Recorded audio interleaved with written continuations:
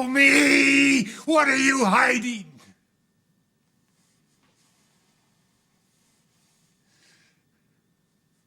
Tell him the truth.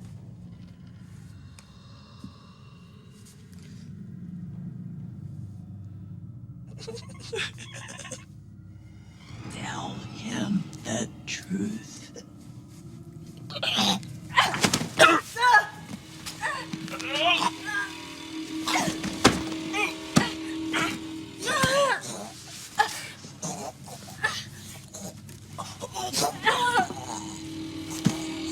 You want to know? No. I don't want to know. I need to know. I shall.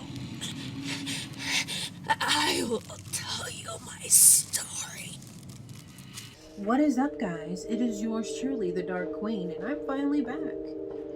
And we will be covering paranormal content, but I really wanted to do this movie review. These are going to be called extreme reviews. I only cover extreme films. I like to get these like little jewels and, find them and, cover them. And just, I like to go upstream. I love to go against the wave, if you will. But anyways, like, I'm back and I'm happy and, whatever. So today we are talking about Miike's film from the Masters of Horror, IMPRINT. IMPRINT is a crazy, insane movie that once you watch it, you can't unwatch it. Do you need therapy? That's questionable. I mean, Masters of Horror. I mean, you got John Carpenter. You have other literal, major players. I think even Wes Craven did one. I'm trying to look right now. But, so this was season 1, episode 13 on the Masters of Horror. I thought it was actually a movie, like a movie special, part of, kind of like the 8 films to die for, all of that type of series. But no, I guess it was like a TV show, but they never aired it. HBO has a lot of guts, man. They show a lot.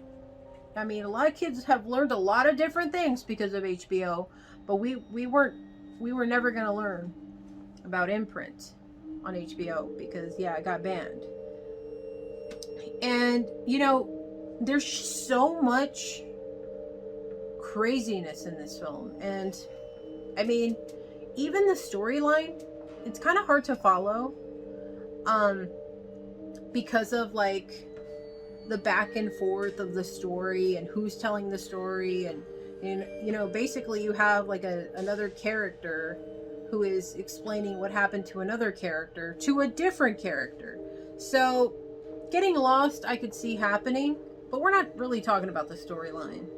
The storyline, it's okay. It's basically about this, American guy who basically goes to Japan, falls in love with this girl, and this is not like Memoirs of a Geisha, for one. I mean, the cover definitely doesn't say Memoirs of a Geisha, so don't get, I don't think you could ever confuse the two, but I'm just saying, I could see some people throwing in stupid jokes.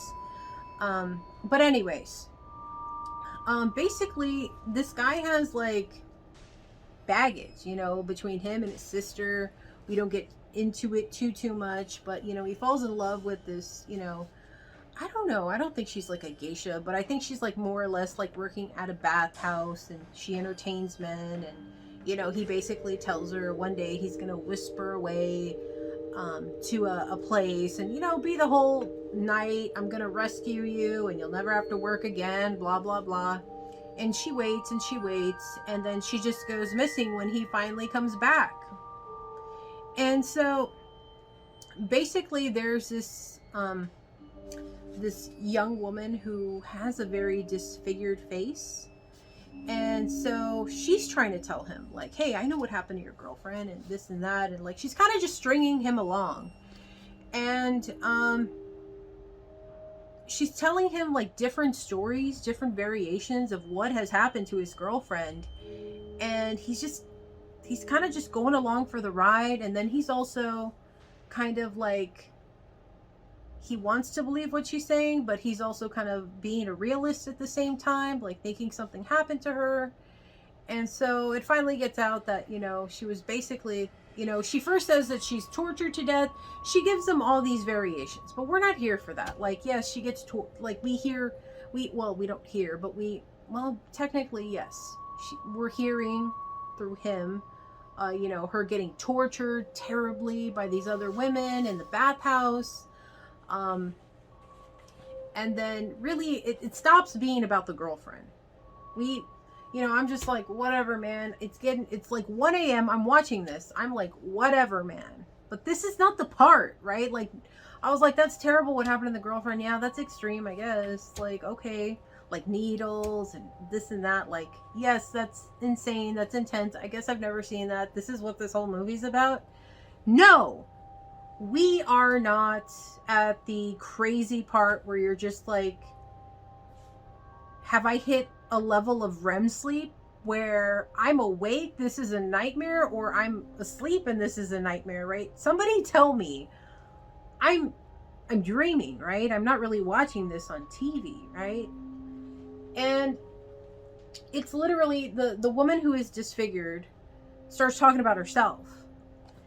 And basically, she talks about like this story about this brother and sister who are incestuous, and they basically abort babies. And it's not enough that she says that, right? But they're like her parents, and she would help with the abortions. And so I'm just thinking like, well, they're gonna just show some stuff. I mean, I've seen dumplings. That's pretty bad. That's pretty bad, right? No, we see like fetuses just getting thrown like in the water, just floating on by like crazy, like in your face, like not. I mean, it looks pretty real, and you know they're just floating on by, like several of them, like it's free throws, and I'm just like, what? I'm like, wait a minute, did I saw dumplings, maybe I'm just assuming the worst. And then I rewinded a little, and I was like, no, I didn't. So I go back and I just put it back to the original time of what I was like, I don't need to see that again. And then all of a sudden, like, you're like, this is disgusting, this is terrible, this is sad. I feel a lot of different things going on, right? No, like, that's not even just it. We find out that this woman is disfigured, right? But she moves her hair, and there's like another fucking face. Like, there's another face. Like, what? I watch, I keep in river sinking. Sleep, baby, Ashabat, close your eyes. Over you, I watch. Excuse me? And the face is like looking around. I am like, oh my God. And then the face screams. I'm like, this is, excuse me? Are we watching the same, movie?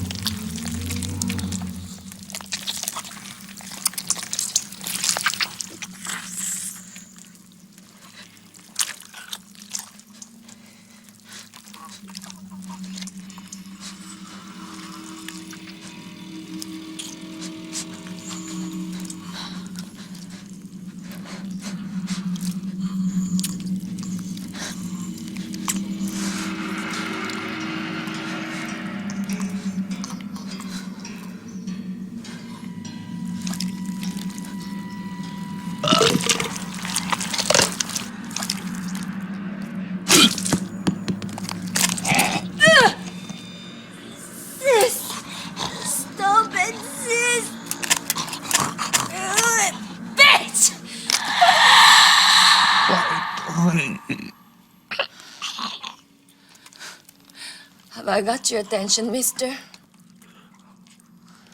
Yes. I'm a twin. This is my sister. And I just remember, like, you know, the guy, then the guy gets his kind of just desserts or whatever. He gets locked up and he's thinking about, like, he's going back to his past. And I guess he's like a pervert or pedophile or something. And he's getting haunted by his sister. Oh, little sister, I did what you asked. Why? You freak. You freak! I mean, that's okay, but who cares? Like, let's talk about the face that is like in this lady's hair. Like, that's a different nightmare. Like, there's eyes in the hair. Like, I mean, you know, I was blonde at the time and I was just like, man, if I had that, that thing would be dead. I bleached that so well. I mean, my hair was pretty bleached, but I mean, like, I don't ever remember a movie like crossing me so out of nowhere, so quick. He threw that at you like a Nerf football and you had no idea what was happening because you're sitting down at a barbecue table not looking. Like, it just came out of nowhere from 0 to 100. We're talking about your girlfriend, blah blah blah, she's tortured, okay, she's floating in the river. I understand. It's crazy, it's sad, it's scary. But no, we're talking about a lady who has another face in her head. And it like talks, and dead babies in the river like just being thrown in like nothing. And I'm just like, that movie, if you're on the borderline, if things like that, like fetuses and stuff like that, irk you, do not watch the movie. Like, that is why it's banned. I didn't expect that out of nowhere. I thought like extreme, like, oh, you know, body modification, craziness like happening to this poor, you know, Japanese lady. No, like, face in the head with eyes and like teeth and like a nose, and it's just insane.